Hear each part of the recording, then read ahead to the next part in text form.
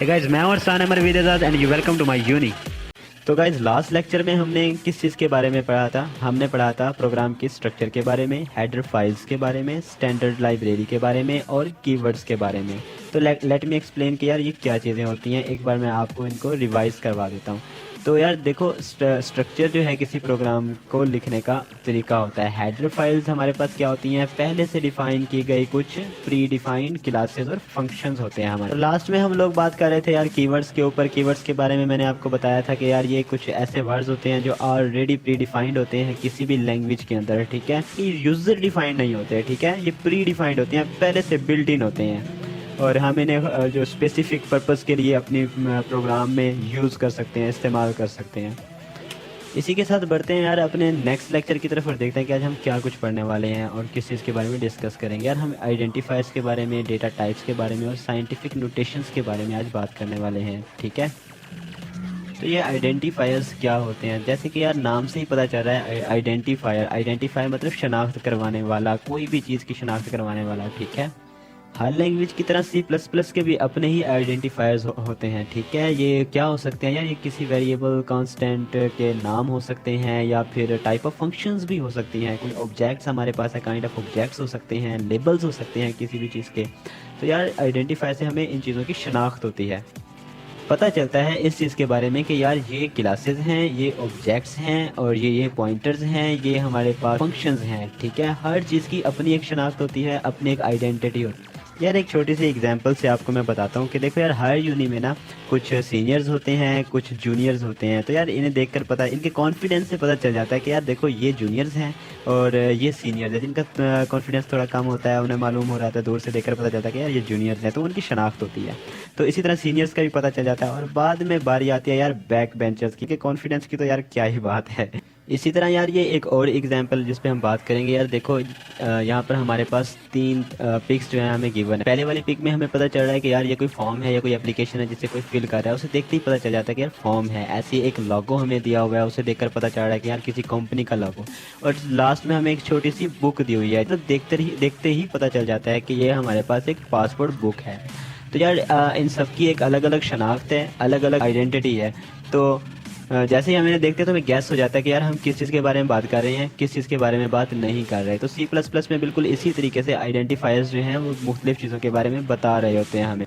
तो बात करते हैं यार हम इन आइडेंटिफायर्स की टाइप्स की। तो ये जो आइडेंटिफायर्स होते हैं सी प्लस प्लस में दो किस्म के होते हैं। एक तो स्टैंडर्ड आइडेंटिफायर्स होते हैं, दूसरे होते हैं यूज़र डिफाइंड आइडेंटिफायर। जो होते हैं ना स्टैंडर्ड आइडेंटिफायर, जैसे कि सी इन सी आउट वगैरह, ये ऑलरेडी डिफाइंड होते हैं, प्री डिफाइंड होते हैं। और जो होते हैं आइडेंटिफायर वो वाले जिन्हें हम खुद के असाइन करते हैं या यूज़र जिनको बनाता है, उन्हें हम क्या यूज़र डिफाइंड आइडेंटिफायर्स, जैसे कि मार्क्स हो गए या सम एनीवन नेम या किसी जगह का नाम वगैरह वगैरह।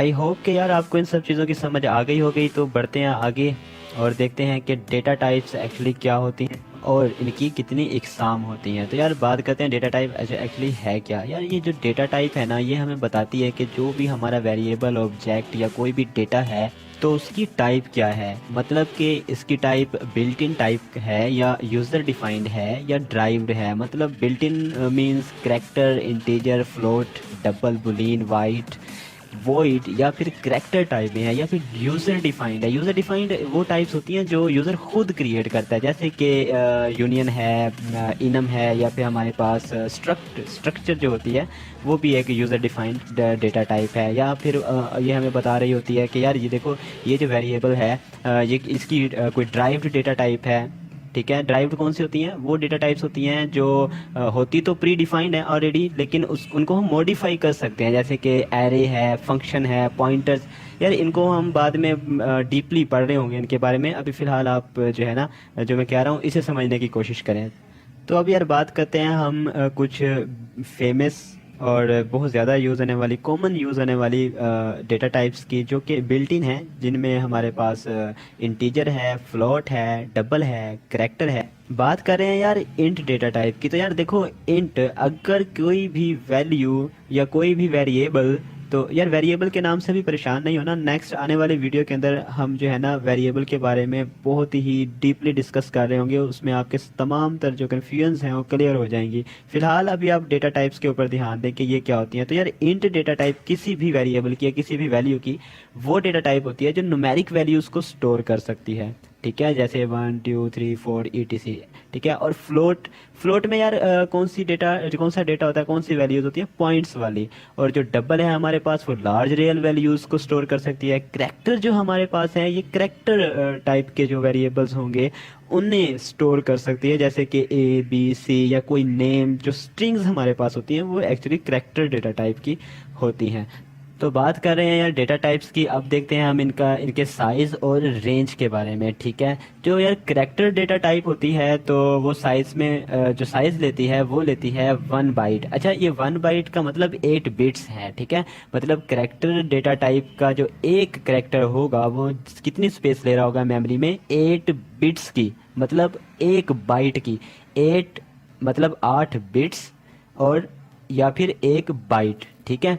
तो यार अब इसकी रेंज देख लेते हैं, जो होती है -127 से लेकर +127 तक, या फिर 0 से लेकर 255 यानी 55 तक। इसी तरह अनसाइंड करैक्टर, यार अनसाइंड करैक्टर से मुराद मैं आपको एक बात बताता चलूँ, है ये करैक्टर डेटा टाइप ही, लेकिन इसके साथ ना हम कोई साइन यूज़ नहीं कर सकते, मतलब कोई प्लस या माइनस का साइन हम यहाँ पर यूज़ नहीं कर सकते। और हम जानते हैं कि जिस भी वैल्यू या जिस भी नंबर के साथ हम प्लस या माइनस का साइन यूज़ ना कर रहे हो, तो यार उस नंबर के साथ हमेशा पॉजिटिव उसकी वैल्यू या जो नंबर होता है तो उसके साथ कौन सा साइन होता है, उसके साथ पॉजिटिव साइन होता है, मतलब वैल्यू पॉजिटिव होती है, ठीक है। तो यार अनसाइन करैक्टर के अंदर हम माइनस या पॉजिटिव तो नहीं लगाते, लेकिन वैल्यू एक्चुअली होती पॉजिटिव ही है। इसके बाद हम बात करते हैं यार इंट की, जिसका साइज है 4 बाइट्स, ठीक है। और इसकी रेंज कितनी है यार, इसकी रेंज है -214748364 से लेकर 2147483647 तक। और अनसाइंड जो इंट डेटा टाइप है उसका साइज भी 4 बाइट ही है, और वो शुरू होता है हमारे पास 0 से लेकर 42949672995 तक। और फिर हमारे पास आती है शॉर्ट इंट, ठीक है। शॉर्ट इंट में क्या होता है यार, ये -32768 से लेकर 32767 तक जो है वैल्यूज़ को मतलब हमारे पास स्टोर कर सकती है। और अनसाइंड में मैं पहले ही आपको बता चुका हूँ कि यार इसमें हम कोई साइन तो यूज़ नहीं करते, लेकिन वैल्यू एक्चुअली रेंज इसकी होती है वो कितनी है जी, वो है 0 से लेकर हमारे पास 65535 तक। और इसी तरह लॉन्ग इंट की रेंज हमें दी गई है, और असाइन लॉन्ग इंट की वैल्यू हमारे पास है। फिर हमारे पास फ्लोट है यार, फ्लोट का साइज आप देख सकते हैं, इसका भी जो मेमोरी में साइज है वो लॉन्ग इंट के जितना ही है, मतलब कि 4 बाइट है, 4 बाइट है, ठीक है। लेकिन यहाँ पर आपको एक बात बताता चलूँ कि जो फ्लोट में ना बहुत बड़ी बड़ी वैल्यूज़ हम जो है ना वो कर सकते हैं, स्टोर कर सकते हैं, लेकिन पॉइंट में अब यहाँ पर ये बता रहा है कि ±3.4e का क्या मतलब है। 4e का मतलब ये है कि यार 3.4 multiply with 10 and power 7, okay. तो यार इस तरह से ये हमारे पास वैल्यू है। और यार ये ई जो है ना ये एक्सपोनेंशियल होता है, जिसके बारे में यार हम आगे अभी थोड़ी देर में बात कर रहे होंगे। तो इसके बाद बारी आती है यार डबल की, जिसका साइज है 8 बाइट और इसकी रेंज है ±1.7e ±308। तो यार गाइज इन सब डेटा टाइप्स के साइज और रेंज को याद करना आपके लिए ज़रूरी नहीं है, ठीक है। आपने तो जस्ट डेटा की टाइप जो है वो क्रिएट करनी है, तो उसका साइज और रेंज जो है खुद ब खुद जो है वो मेमोरी के अंदर क्रिएट हो जाएगा, ठीक है। तो इसके बारे में घबराने की ज़रूरत नहीं है, बस आपको इनका पता होना चाहिए, इसलिए मैंने आपको इसके बारे में बता दिया। आपने सिर्फ किसी भी वेरिएबल या ऑब्जेक्ट की डेटा टाइप जो है वो क्रिएट करनी होती है, बाकी और सब चीज़ों से आपका कोई ऐसा ख़ास लेना देना नहीं होता। अब बात करते हैं यार हम अपने साइंटिफिक नोटेशन या और जो है हमारी एक्सपोनेंशियल नोटेशन के बारे में। तो यार साइंटिफिक नोटेशन और एक्सपोनेंशियल नोटेशन अगर मैं सिंपल वर्ड में आपको बताऊं तो यार ये जो है ना अपने अमाउंट को या किसी बड़े नंबर को बिल्कुल ही शॉर्ट फॉर्म में लिखने के दो तरीके हैं। एक साइंटिफिक नोटेशन, एक उसका मेथड है, दूसरा है एक्सपोनेंशियल नोटेशन। तो यार ये जो हमारी एक्सपोनेंशियल नोटेशन होती है इसके भी आगे दो पार्ट्स होते हैं। वो कौन कौन से होते हैं यार? एक होता है मेंटिसा और दूसरा होता है एक्सपोनेंट। तो यार ये लास्ट जो आपको नंबर एक नजर आ रहा है जिसे मैंने एक्सपो नोटेशन लिखा है, ये जो लास्ट आपको नंबर नजर आ रहा है, ठीक है, 4.679 E6 लास्ट वाला जो हमारा नंबर है, ठीक है। अगर आप इसे गौर से देखें तो इसके दो हिस्से हैं, ठीक है। एक इसका हिस्सा है 4.679 और उसके बाद ई आता है, ई के बाद एक है 6, वो इसका अलग जो है हिस्सा है। तो यार यहाँ पे जो याद रखने वाली बात है वो ये है कि जो ई से पहले वाला हिस्सा है 4.679, तो यार इसे हम बोलते हैं मेंटिसा। क्या बोलते हैं? मेंटिसा। इसे आपने याद रख लेना है। और जो ई के बाद वाला इसका हिस्सा है, जो पार्ट है, जिसको हम बोलते हैं जो है 6, यार उसको हम बोलते हैं एक्सपोनेंट। तो वो है एक्सपोनेंट। ओके, तो अब यार यहाँ पर ना मैं आपको एक बात बता देता हूँ, बल्कि मैं करके दिखाता हूँ कि रियल नंबर को हम साइंटिफिक नोटेशन या एक्सपो नोटेशन में किस तरह से कन्वर्ट करते हैं। आओ देखते हैं। तो यार हम बात कर रहे थे जो है रियल नंबर्स के को कन्वर्ट करने की एक्सपोनेंशियल और साइंटिफिक में। मेरे पास एक है रियल नंबर, ठीक है, और वो नंबर कौन सा है? तो यार वो नंबर मैं दे देता हूँ 334 2 0 0 0 0, ठीक है। तो यार आपको पता है जब जो रियल नंबर होता है ना उसके लास्ट में पॉइंट होता है यहाँ पर, ठीक है। जब यार हम इसे करेंगे साइंटिफिकली कन्वर्ट, तो यार साइंटिफिकली मतलब साइंटिफिक नोटेशन में जब हम इसको कन्वर्ट कर रहे होंगे तो यार ये कुछ हमारे पास इस तरह से होगा। तो हम करेंगे यार, ये जो हमारे पास पॉइंट है ना, इस पॉइंट को हम ट्रांसफर करते करते इसको हम ट्रांसफर करेंगे यार जो इसका जो लीडिंग नंबर होगा ना, लीडिंग नंबर मीन्स जो पहला नंबर होता है, ठीक है, वहां पर। अब हमने इसे ट्रांसफर कर दिया यहाँ पर। तो यार हम इसको लिख रहे होंगे कुछ इस तरह से कि 3.42। तो यार आगे हमने क्या करना है, अब हमने इसको ट्रांसफर किया ना यहाँ तक, ये जो हमारा पॉइंट है, पॉइंट को, तो हमने पॉइंट से आगे जितने भी नंबर्स हैं हमने उनको काउंट कर लेना है, ठीक है। तो हम काउंट करते हैं यार 1 2 3 4 5 6 7 8। तो यार हम क्या करते हैं, इसको मल्टीप्लाई कर देते हैं 10 रेज पावर 8 के साथ। तो यार ये हमारा हो गया साइंटिफिक नोटेशन, ठीक है। तो अब हम इसे करते हैं यार एक्सपोनेंशियल नोटेशन में। तो एक्सपोनेंशियल नोटेशन के अंदर हम इसे कन्वर्ट करने के लिए क्या करेंगे, हम नंबर को एज इट लिख देंगे। तो हम लिखेंगे यहाँ पर 0.42। अब जहाँ पर मल्टीप्लाई विद 10 रेज पावर 8 हो रहा है, यहाँ पर हम डायरेक्ट लिखेंगे सिर्फ e को, जो कि डिनोट करता है एक्सपोनेंशियल को, और 10 रेज पावर 8 को हम सिर्फ 8 लिख देंगे ऐसे। तो यार ये हमारा जो रियल नंबर है वो साइंटिफिक नोटेशन और एक्सपोनेंशियल नोटेशन के अंदर कन्वर्ट हो चुका है, ठीक है। तो यार करते हैं आगे कुछ और एग्जांपल, जिसमें लेते हैं 1.98, ठीक है। ये हमारे पास है यार रियल नंबर। ये कौन सा नंबर है? ये हमारे पास रियल नंबर है। तो अब हम क्या करते हैं, रियल नंबर को कन्वर्ट करते हैं साइंटिफिक नंबर में। तो साइंटिफिक नोटेशन में कन्वर्ट करने के लिए हमें क्या करना पड़ेगा, मैंने आपको बताया था कि हमने जो है जो लीडिंग नंबर है उसके बाद पॉइंट लगाना है, लेकिन इसमें तो ऑलरेडी यहीं पर है ना। तो फिर हम क्या करेंगे, इसको ऐसे लिख देंगे एज इट इज 1.98 और मल्टीप्लाई करेंगे हम 10 पावर 0 के साथ। तो यार ये हो गया कन्वर्ट साइंटिफिक नोटेशन में। तो अब यार हम इसको कर लेते हैं एक्सपोनेंशियल नोटेशन के अंदर। तो एक्सपोनेंशियल नोटेशन के बारे में भी मैंने आपको बताया है कि देखो अब इसको हम एज इट इज लिख देंगे 1.98 और 10 रेज पावर 0 को हम यहाँ पर लिख रहे होंगे E0, ठीक है। तो ये क्या हो गया यार, ये हो गया हमारा एक्सपोनेंशियल, ठीक है।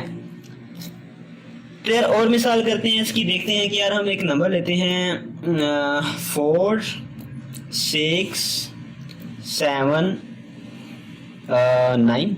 यार आप मेरी राइटिंग को बोलेंगे यार भैया कैसे कैसे लिखते हो, पता नहीं आप, ठीक है। और कुछ ज़ीरो लगा लेते हैं, मैं ऐड कर लेता हूँ 4 ज़ीरो, ठीक है। अब मैंने आपको बताया जो रियल नंबर होता है ना, उस रियल नंबर के लास्ट में पॉइंट होता है यहाँ पर, ठीक है।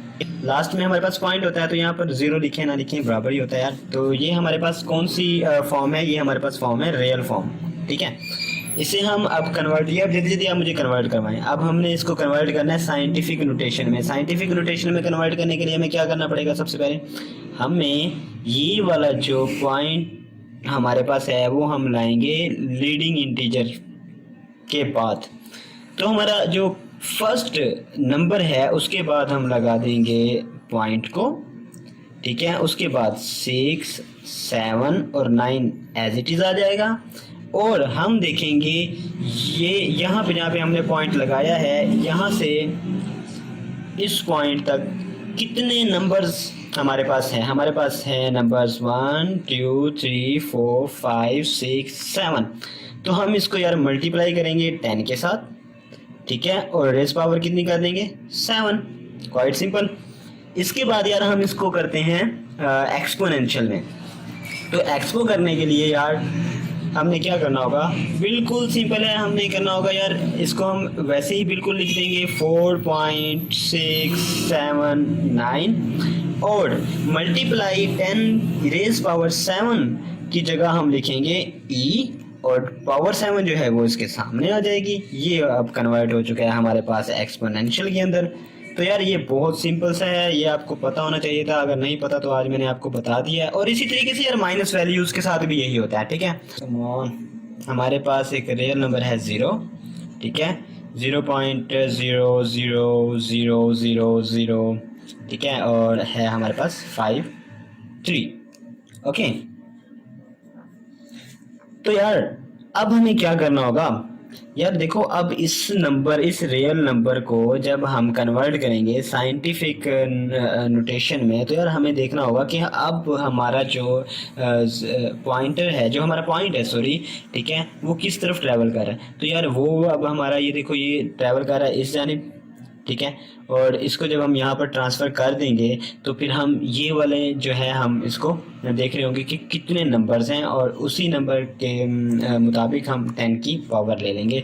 तो यार अब मैं लिखूँगा यहाँ पर simply 5.3 multiply with 10 raise power. अब देखो ना यार, पहले जब हम इस तरफ से इस तरफ ट्रैवल करते थे, left to right, sorry right to left, तो हम पॉजिटिव मतलब के पावर लेते थे। लेकिन अब हमने क्या किया, हम अब लेफ्ट से राइट की जानिब आ रहे हैं, तो हम पावर लेंगे माइनस में। और हम पहले इसको गिन लेते हैं कि यार हमने कितना ट्रैवल किया। हमने किया है जी 1 2 3 4 5 6, तो यार -6 इसकी पावर आ गई। और इसी तरह इसको जब हम एक्सपोनेंशियल करेंगे, एक्सपोनेंशियल करने के लिए हमें सिंपली करना पड़ेगा 5.3 मल्टीप्लाई इसको हमें करना होगा e, ठीक है। और e के आगे हमारी पावर आ जाएगी वही -6 एज इट इज़। तो ये हमारा जो है आंसर आ चुका है और उम्मीद करता हूँ कि यार आपको ये सब समझ आई होगी, ठीक है। तो यार ये कुछ इंपॉर्टेंट थिंग्स थी जो आपको बताना ज़रूरी थी, तो ये मैं आपको बता चुका हूँ। तो यार मैंने देखा कि आप लोगों ने अभी तक मेरी प्लेलिस्ट को एक्सेस नहीं किया, तो आप प्लीज़ उससे एक्सेस कर लें। और इसका फ़ायदा ये होगा कि यार आप डिस्ट्रैक्शन से बच जाएंगे, ठीक है। तो यूट्यूब पे जब भी आप जाएंगे सबसे पहले आप लिस्ट को मतलब ओपन करेंगे तो पहले मेरे लेक्चर आ जाएंगे, तो ऐसे आपका टाइम वेस्ट नहीं होगा। गाइस इसी के साथ एंड करते हैं अपने आज के लेक्चर को, और आप एक्सेस कर सकते हैं CS 101 और C++ की प्ले लिस्ट को यहाँ पर। और अगर अभी तक आपने मेरे चैनल को सब्सक्राइब नहीं किया तो please subscribe my uni. So I will see you in next video.